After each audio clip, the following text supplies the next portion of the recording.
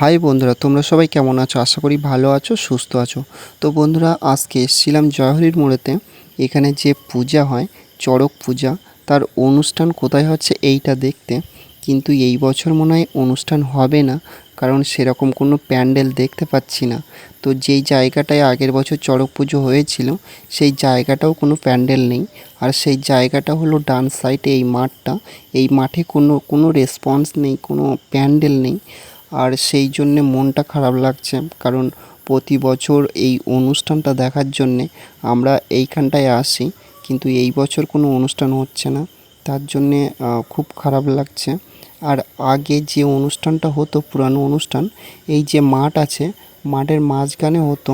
আর আমরা এখান দিয়ে বিল পাড়ি দিয়ে মেলা দেখতে যেতাম, অনুষ্ঠান দেখতে যেতাম। এই জায়গা থেকে নামতাম আর মাঠ পাড়ি দিয়ে যেতাম অনুষ্ঠান দেখতে। তো সেই সব দিনগুলো তো আর নেই। এখন বাইক হয়ে গেছে, তো সেই জন্যে বাইকে করেই আসি। তবু সেই অনুষ্ঠানটা হলো না। তো এইটা ভেবেই মন খারাপ লাগছে। আগে যখন আসতাম তখন এই রাস্তাগুলো ইটের ছিল, আর আমাদের বাড়ি থেকে এইটা প্রায় 6-7 কিলোমিটার দূরে। তো আমরা বাড়ি থেকে এই রাস্তা দিয়ে 4-5 জন বন্ধু মিলে হেঁটে হেঁটে মেলা দেখতে আসতাম। তো বন্ধুরা, একবার ভেবে দেখো সেই দিনগুলো কতটা সুন্দর ছিল, যখন 4-5 জন বন্ধু মিলে হেঁটে হেঁটে মেলা দেখতে যেতাম। সবাই আগে এটাই করতো, কিন্তু এখন গাড়ি হয়ে গেছে, তো সেই জন্যে কেউ হেঁটে যায় না। তো এখন গাড়িতে করেই সবাই যায়। কিন্তু আমি তো বলবো আগের দিনগুলো বেস্ট ছিল। তো এটা সবাই মনেও করে। তো সেই দিনগুলো তো আর ফিরে পাবো না। তো তার জন্যই এসছিলাম মেলাটা কোথায় হচ্ছে এটা দেখতে, কিন্তু সেটাই হচ্ছে না। আর এই যে গরমের দিনের চাষ, এই চাষটা আগে হতো না, কিন্তু 2-3 বছর আগে থেকে এই চাষটা চালু হয়েছে, গরমের দিনের চাষটা। তার জন্যে প্রকৃতিটা এতটা সুন্দর লাগছে। কারণ যখন আমরা স্কুলে পড়তাম, তখন এই দিকে সাইকেলে করে ঘুরতে আসতাম, তো এতটা সুন্দর লাগতো না। কিন্তু এখন দেখো কতটা সুন্দর লাগছে এই প্রকৃতিটা, এই জায়গাটা। তো আগে যখন আসতাম তখন এতটা সৌন্দর্য অনুভব করতে পারিনি, কিন্তু এখন এইটা অনুভব করতে পারছি যে অনেকটা সৌন্দর্য হয়েছে গরমের ধানের চাষ করে। তো চারিদিকে সবুজ, যেখানেই দেখবে সেখানেই সবুজ। তো খুব ভালো লাগছে দেখতে। তো এখন আমরা যাব ছোটো সায়রা বাজারে, আর বাজার হয়ে তারপরে যাব আমরা বাড়িতে। তো চলো ছোটো সায়রায় যাওয়া যাক। তো বন্ধুরা, আমার ব্লগ যদি আপনাদের ভালো লেগে থাকে, তাহলে প্লিজ চ্যানেলটিকে সাবস্ক্রাইব করে নেবেন আর আমার পাশে থাকবেন। তো এসে গেছি প্রায় ছোটো সায়রা বাজারে। আর এইটা হলো আমাদের ছোটো সায়রা হাই স্কুল। এই স্কুলের পেছনের সাইডটা এইটা। আর আমি সামনে গিয়ে দেখাচ্ছি আমাদের স্কুলের সামনের সাইডটা। আর এই সামনের বেঁকটাই ঘুরলে আমাদের ছোটো সায়রা বাজার পড়ে। আর যে ডান সাইডে যে রাস্তাটা চলে গেছে, এই রাস্তাটা গেছে নতুন রাস্তার মোড়ে। তো চলো ছোটো সায়রা বাজারে যাওয়া যাক। এখান থেকে কিছু সময় লাগবে ছোটো সায়রা বাজারে পৌঁছাতে।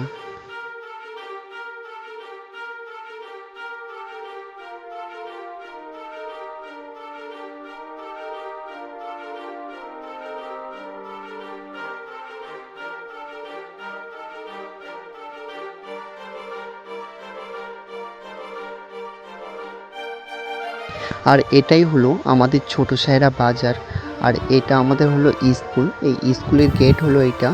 আর আমাদের যে পুরানো স্মৃতি সব কিছু এখানেই জড়িয়ে আছে। তো এই স্মৃতি, স্কুলের স্মৃতি কোনোদিন ভোলা যায় না। এইটাই হলো আমাদের ছোটো সায়রা বাজার। এই বাজার থেকে এখন আমরা যাব স্কুল মাঠে। মাঠ পর্যন্ত গিয়ে আবার ব্যাক করব। তো চলো, আমাদের ছোটো সায়রার বাজার দেখালাম, ছোটো সায়রা স্কুল দেখালাম, এবার মাঠটা থেকে ঘুরে আসে। তো চলো।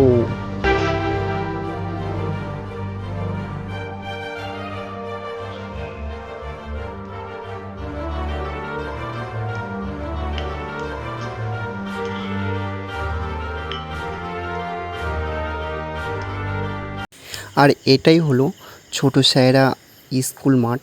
তো এই মাঠটায় আমরা অনেকবার খেলা দেখতে এসেছি। যখন ছোট ছিলাম, স্কুলে যখন পড়তাম, তখন স্কুল থেকেও খেলা এখানেই করতে আসতাম। আর সেই মাঠটায় এখন এসেছি। আর এখন এখান থেকে আমরা যাব ছোটো সায়রা খেয়াঘাটে। তো তোমাদেরকে আমি সব কিছু ঘুরিয়ে দেখিয়েছি, কিন্তু ছোটো সায়রা খেয়াঘাটটা কেন বাদ থাকবে?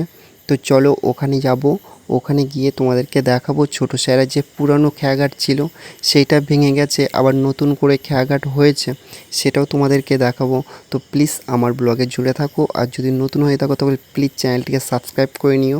আর এই দিক দিয়ে আমরা যাব এখন ছোট স্যারা ফেরিঘাটে, যে ফেরিঘাটটা আর খারাপ হয়ে গেছে, নষ্ট হয়ে গেছে, সেই ফেরিঘাটটা দেখাবো। আর যে নতুন করেছে যে ফেরিঘাটটা সেটাও দেখাবো। আর এইটা হলো ছোট স্যারা বাজারের মাঠ। আর এই মাঠটায় আমাদের নাম গান হয়, রাসমেলা হয়। আর এইটা হলো মন্দির, আমাদের মন্দির এখনও কমপ্লিট হয়নি, ছোট স্যারের যে মন্দির।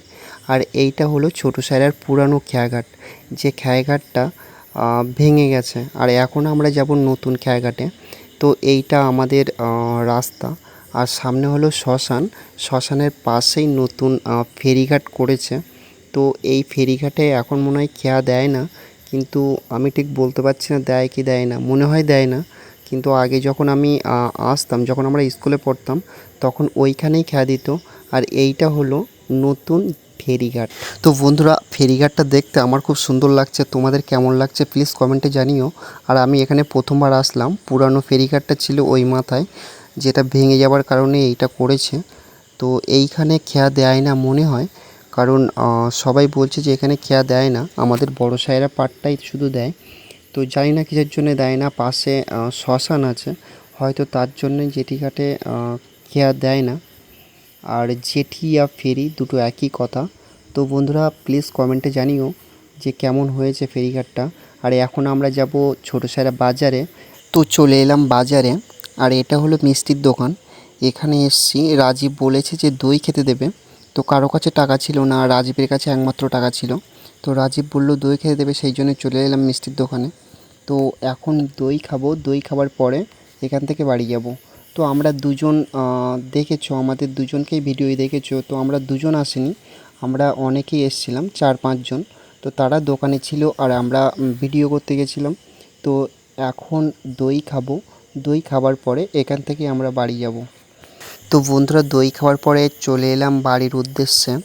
আমাদের গ্রামে চলে এসেছি, আমাদের বড়সেরা গ্রাম। আর আমার বাড়ি হলো এইটা বাঁ সাইডে, আর রাজীবের বাড়ি হলো এই মাঠের ওই পারে। তো বন্ধুরা, আজকের ব্লগ এতটুকুই, দেখা হচ্ছে নেক্সট ব্লগে। আপনারা সবাই ভালো থাকবেন আর নিজের খেয়াল রাখবেন।